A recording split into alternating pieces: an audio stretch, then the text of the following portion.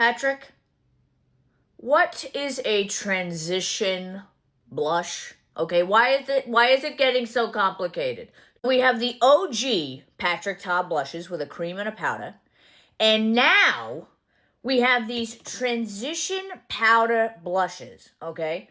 And they're very lightly pigmented. They're really meant to set the under eye and your blush, and you use them with these new blush liquid brightening concealer blush hybrid.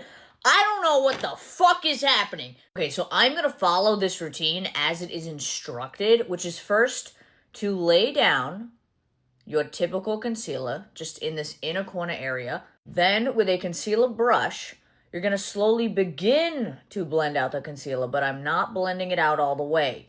I might be going slightly out of order, but it's fine. It all does the same thing. Then I'm going to take the Patrick Ta, She's That Girl blush, and place this where I would normally place my blush. Gosh, that is gorgeous. Now, essentially what Patrick is saying is there is nothing to go right here where it goes from blush to concealer. So that's where these come in.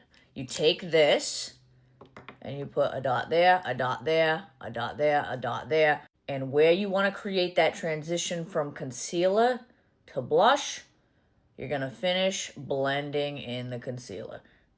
So rather than having a hash jump, it's a gradation, okay? Like, I see the vision. I get this for like red carpet, special event, photography. Am I the type to do this on a daily basis? Honestly, we'll see how this ends. It could be. It could be my new thing, because I actually do enjoy the look of this. Like, it's so seamless. Okay, but this is where it could get a little confusing to me, okay? Then you take the transition blush. You have two shades. These are lightly pigmented. They're basically like a pressed setting powder. They're not a traditional powder blush. It's made very clear that these are not like traditional blush, okay? They're meant to be very lightly pigmented and very, very sheer.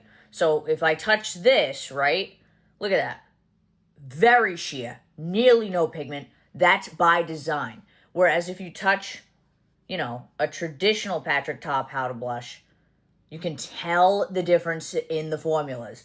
Okay, so let's do this transition situation. I'm going to take the powder blush.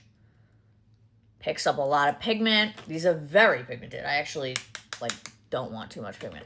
And I'm going to begin to set where I placed the cream blush. His blushes are fantastic. Look how pretty that is.